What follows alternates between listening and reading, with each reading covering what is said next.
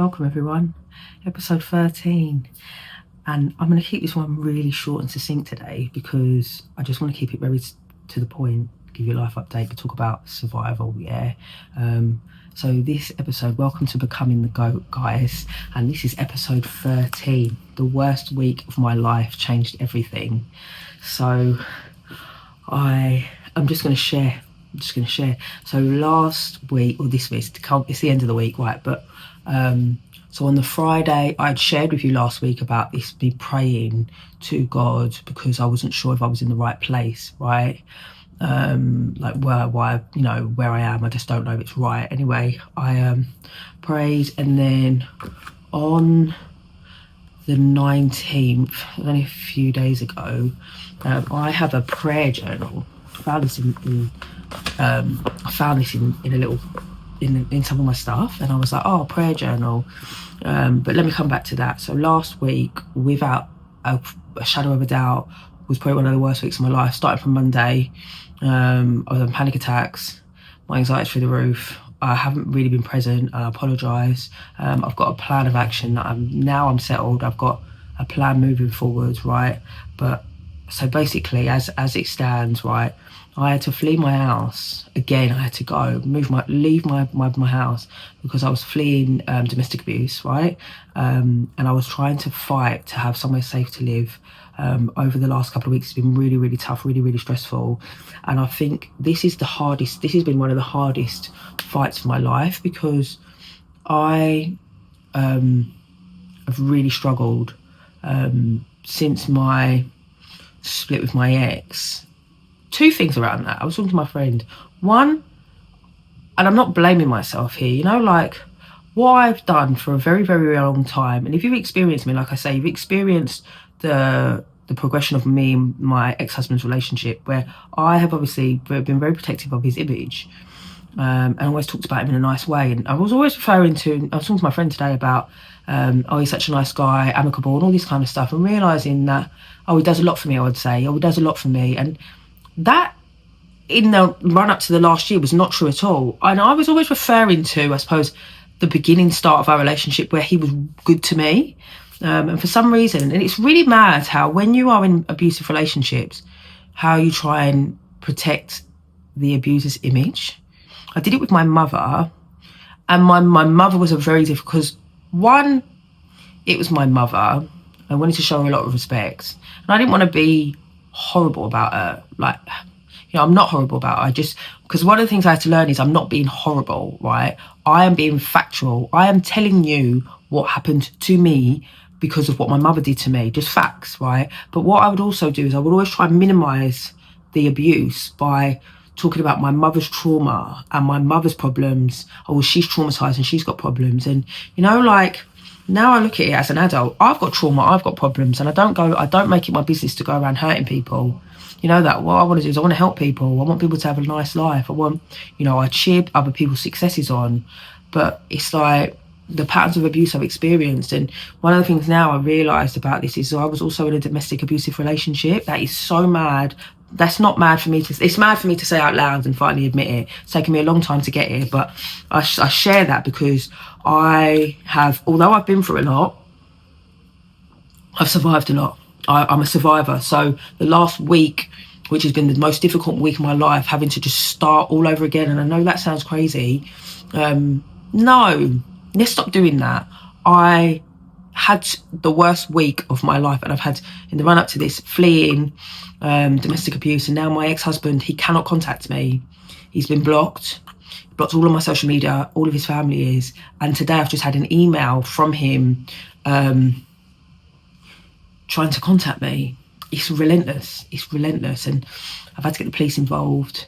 I've had to get the police involved a lot recently, and I don't like it, but I've had to get the police involved and sort some stuff out. But over the last week, I have felt scared, I have felt overwhelmed, I have had panic attacks, and if I'm honest, I have felt absolutely broken to a point. And I come in here and I think, I just don't think I've got anything within me to give to anyone. And then what I've realised is, let me just tell you what happened next, right? So anyway, we'll refer back to the prayer journal. So I last week told you about praying and seeing the picture, this picture, remember that I told you about this picture, right? And then what I did is I prayed and I confirmed that I think I'm in the right place. And then what I did is I found this not long after that, and I wrote in here about having a fresh start, right? Because my previous prayers, I haven't even used this. Look how fit it is. I barely used any of it. My previous prayers before that were about me desperate to have a fresh start, and I believe the Lord was doing that for me. But then what I said is I'm desperate basically to get somewhere to live. I need stability. I need a new home, right? I need, please help me, Lord, with a new home. I have nowhere to live. So the last couple of weeks, I've had nowhere to live. I've been moving about. It's been horrendous. I've had nowhere to go, and I've managed to finally get a bit of help. And so that was on the 19th of July. I was put here on the 22nd of July, 2021. So 3 days later, I was like, I know. I prayed. I asked God for a place to live. I need somewhere stability. I've got a few things going on, and I'm just praying, asking for some stuff to happen. And not only in that, being very honest with what I'm saying. So like now me coming on here and telling you, like, one of the things that I have done as a codependent people pleaser is I have tried to, I suppose, protect, like my abuser's image, like my mum, maybe my dad, my ex-husband, a lot of people that have been in my life for a long time. I don't know why, as if I'm sort of responsible. But then what happens is if you will know, you have seen this. If you know me very well, or you've watched me, like, say, live, you would see it firsthand where at the beginning I was like, we're very amicable. That was true to an extent, but I think we were very amicable because I was still under the control of doing a lot of things that he would ask me to do. And the second that, I've been in therapy and I started to become more and more boundaried, seeing the relationship for what it was and the parallels between him and my mother, right? And just knowing that this couldn't happen anymore and I need to put boundaries in. And the more boundaries I put in, the worse it got. And the behaviour and the intimidation, it all ramped up. Worse, bad. I can't say much more than that, but yeah, so if you can tell, like, it escalated to a point where my safety, I just don't feel safe. I'm not safe. It's mad, isn't it? I'm just not safe. And then so what I did is I prayed, and anyway, I prayed a few days ago where I said about, am I in the right place? I got confirmation I was in the right place, and then I prayed again for a home. I've got somewhere to live. I'm safe. I've been homeless, man, guys. And I haven't really said anything. I've just been continuing on, and I've not been posting as frequently. I've been doing this though, and I told you last week, that no matter what, I have got an undeniable faith that everything's going to be all right. And I'm not just saying it because I'm like, guys, I always say this, I'm not the Tony Robbins where I'm like coming in and I'm life coaching you. I'm an everyday lived experience coach, if you want to call it that, who I'm telling you I'm a survivor, A couple of weeks ago I was homeless, I had nowhere to go, I had to flee, I had nowhere to go, and it's been really, really tough. And it's been really tough, I've had no money. You probably think, anyway, I've had no money. There's so much ins and outs of it. And I was like, I don't even know. I thought, how have I got to this point? I've got to this point, through my own protection of my abuser. That's the thing. Like, let's have it right. Like, some of this you put, like, wanting to protect my ex-husband's image. And I don't know why. But I don't know if I just didn't want to see the truth, or I just didn't want to admit, or whatever it was, that's what's happened. But no more. Anyway, so I was homeless, I had nowhere to go. Come here, and then, like I say, I had to work out if I was in the right place. It seems like I am. And then I prayed to God for a place to live. And I was like, I just prayed, and I was like, okay, I wrote it down, and I thought, right, it's going to happen. Because this is the thing, like, that saying, I said it last week, go watch the episode last week and then cut and watch this one again. Watch them back to back, what I said there and what I'm saying now. I'm not saying it, I'm going to clip it actually. Like what I said last week about I have 100% faith that everything's going to be all right. I know everything's going to be all right. It's always been, I've survived every bad day of my life. Every single bad day I've ever had, I've survived. And you can do the same. You may look at this and think, well, what do I do different to you? What do I do that's different? Yeah, me coming on here and speaking, like, I'm not giving you the spiel and then being like, okay, and then come join the collective, like, you know, paying all this and that. I mean, you can join the collective. There's a group of us. Come and get support, because I've always had support. Yeah, always had support, right? But the other part is that I have challenged myself. And that sounds very wordy, like, I'm an action-driven person, right? An action-driven woman. So when times are hard or when life is difficult, I deal with the things I can deal with. I put the action into the things that I can put action into, whether that's telephone calls, emails, talking to someone, boundaries putting in, you know, moving some stuff, moving my whole fucking life somewhere else. I don't know whatever it is, yeah? I'm an action person. So when I had a mental breakdown, it was art, but you know, like, let's break it down into basics. Now, the mental breakdown is quite a big thing, right? But what I did is I ended up going to the doctor. I got help with the crisis team and all that kind of stuff. And then what I did is from there, this looks a bit wonky. That's better. From there, the crisis team, I got a therapist, and then I had therapy. Now I'm in therapy, and what happened with therapy is obviously I talked about my estrangement, and then I started to realise these patterns of behaviour with my ex-husband, and blah, blah, blah, blah, and you know, here I am now. But I am an action-driven person. I don't just talk. So this is going to be a lot of truth, yeah? Sometimes when things happen, we can sit in it and we can talk for a very long time. So I could sit here and talk for an hour about my mother and how bad my mother was to me, yeah? And just sit and talk, and you'd be able to identify, and I could post it on social media.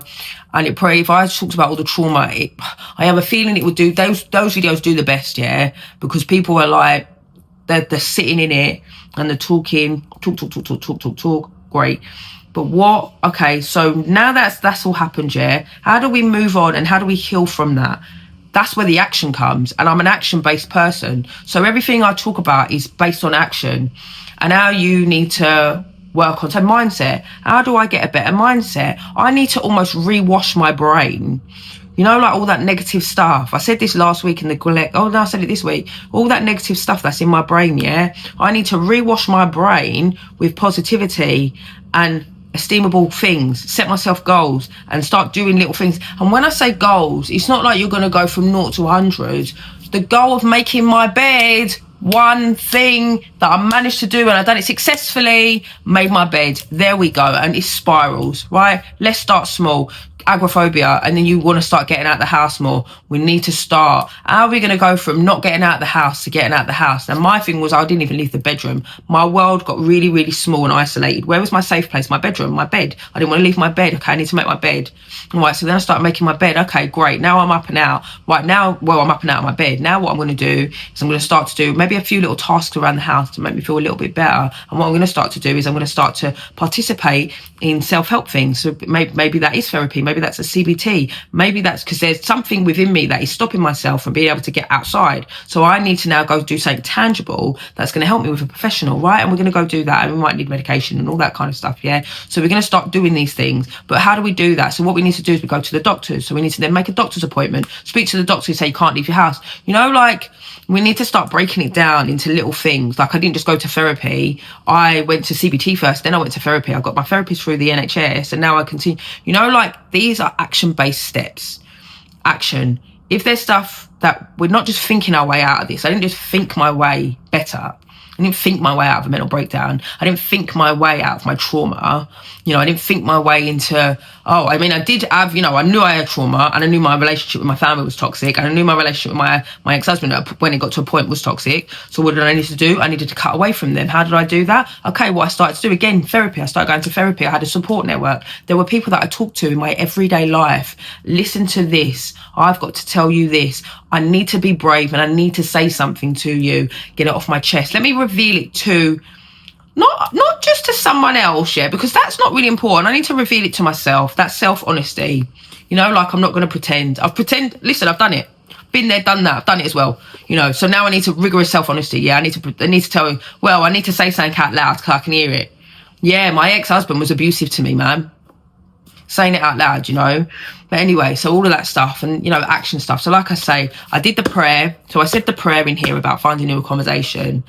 But I didn't just then say, oh, God, help me, thank you, and sat there on my hands doing nothing. No. I found resources that were going to help me. I phoned those resources and I got pushed around. It was very difficult, but again, step by step by step. And on the 22nd, I was put somewhere. Action. After everything I've been through, I was put into emergency accommodation.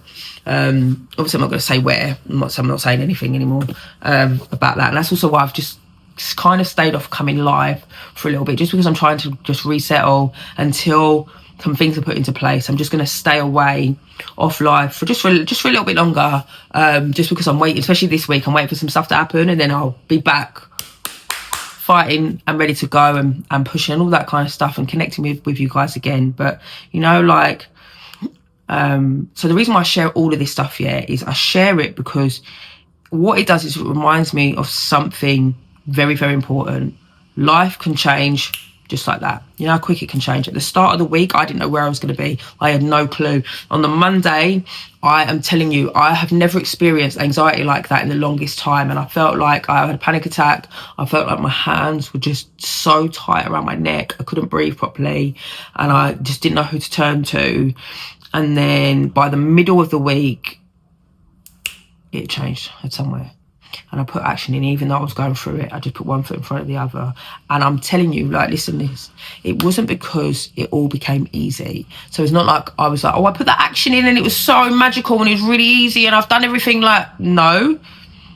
I can't breathe at the moment. I've got anxiety. My panic attacks are through the roof. I'm struggling. And you know what? This is how mad things are. You know when someone's nice to me, yeah? I'm so like that at the minute. I'm used to people being horrible to me. So everyone wants to be nice to me. The people that are nice to me, I'm like, oh, I can't even deal with it. I can't even cope. If you've messaged me, I'm like, oh, I can't even speak because I'm just so used to, I'm just so in the shit. Or that's how it feels. You know, oh, I can't be dealing with that, you know? But listen, never assume, yeah, the way today feels is how tomorrow will always feel, because it doesn't. You know, things change. Hindsight is a wonderful thing. We've said this. Hindsight is a wonderful thing. I look back, last week I didn't know where I was at. I was fucking struggling. Then it got a little bit worse, and then it got better. You know, and I'm not out of the woods at all, because next week's going to get a little bit worse again, I feel like. Who knows? But you know what I can do? I can survive it. I'm a survivor. Because I started to think, God, why am I here? Why am I doing all of this? I fucking cannot do it no more. And then what I realised is I'm just a real life survivor. Like, I'm a lived experienced person. I'm talking about everything I talk about is only through lived experience. I've survived. I refuse to let fear make my decisions for me. I refuse to let myself, even though I am fearful, I have to try and push past that. Now, it's not as easy as just thinking out about it. Every time I do something outside my comfort zone, I have data that I can pull from the next time, right? Data that tells me that it wasn't impossible and I could do it. So I would do something. I felt fear and I'd be really scared, and then I'd do something and I think, oh, okay, even though I was scared and I didn't want to do it, and I did it, and I was like, oh, okay, it wasn't too bad. Then the next time I'm out in my comfort, I need to get out of my comfort zone again. Doesn't mean the anxiety hasn't gone. Like, I've got all this time that I've done it over years. The anxiety is still there. The anxiety still comes. But what I do is I draw from my previous experiences. I have felt anxious, yeah, but I managed to do it and I survived and I got through. If we don't take the first step, you're never going to know what's out there. And it's always that. It's like, what's the saying? I had it here. It's about taking the next step when you can't see the whole staircase, right? So you got to take the step. take a little step out your comfort zone. Get people around you. Get really good at getting some people around you, yeah, who you can talk to. Now, don't get 15, 20. You don't need tons of people. You need 2 who you can get, who's going to champion you and be in your corner and push you. You can talk to, build you up. You can do this. You want to hear that? You can do this. You can do anything you put your mind to. But you know what happened? We've been so traumatized for so long that we believe that we cannot do anything and we're going to fail or we're no good. Oh, who do you think you are? You think you're going to do that? No way. All that stuff. And what we need to do, like I say, is rewash our brain. And there's ways to do that. The people around us, the support network, you know, whatever you believe in, if you believe in something outside of yourself, and then gathering data, getting outside your comfort zone. You actually need to get outside of your comfort zone through action, of course, because we don't just think it, we need to act. This is the thing. Like, what's the difference between me and someone who, you know, I don't know, like, what do you think? You look at me and you think, well, how did you do it? I put action in. I put action in. Every time something's changed for me. How I got clean is I worked a program. And it's an action, like I say, it's an action program. And it was about doing some things differently in my life. And it helped me, and it's kept me obviously strong to this day. I put the action in though. I did it, no one else. And no one else I can't give you that. I can inspire you and I can cheer you on consistently throughout, consistently. Come join us. I'll be your biggest cheerleader. I will be your biggest cheerleader to you needing to do something and putting the action in. I will be that. I can be your cheerleader and help you. And then what you're going to do is you're going to do it. Whatever it is that's holding you back, the boundaries that you need to put in, or maybe you want to start therapy and you don't know where to start, or you're scared. Like, there's fear. What fear's stopping you?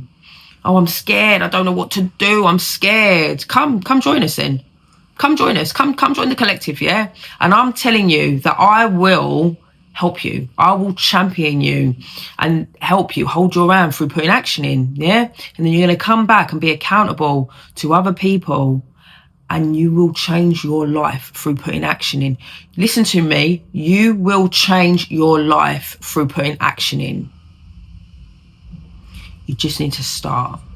I'm a survivor, yeah? So last week, I was going through it. This week, panic attacks, had nowhere to live, homeless, fleeing domestic abuse, you know, all this stuff going on. I still got all this legal stuff in the background with my mother at the same time as well, yeah? And I'm telling you this story, right, to let you know that I was in the middle of my hardest week, right? And there'll be someone watching this who'll be in the middle of their own hardest week. Maybe you're leaving a relationship, maybe you're struggling with mental health, maybe you've lost your own, maybe your future feels uncertain, yeah?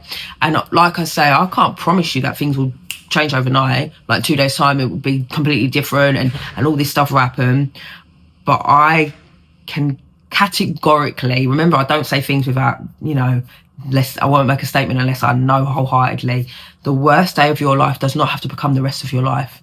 No.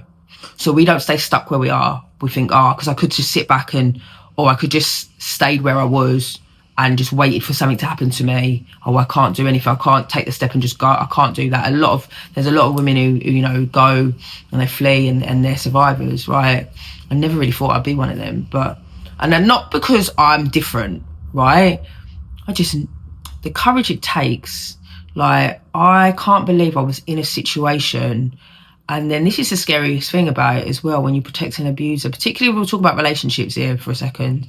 The behaviour escalates.